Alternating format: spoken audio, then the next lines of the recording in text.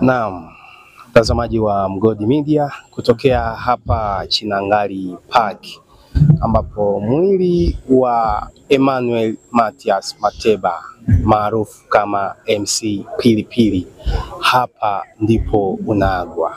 Mamia ya wanadodoma wameweza kujitokeza kuja kumuaga. Viongozi wa serikali, wasanii na makundi mengine mbalimbali yameweza kujitokeza kuja kumuaga MC Pilipili.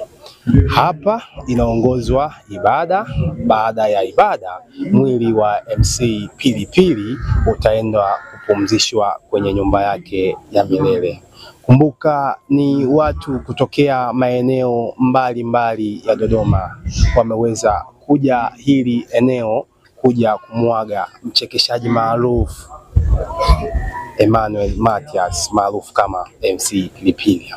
Mwanga wa milele umwangazie, marehemu astarehe kwa amani. Amen. Nikiripoti kutokea hapa maeneo ya Chinangali Park, mimi ni Florian Given na hii ni Mgodi Media.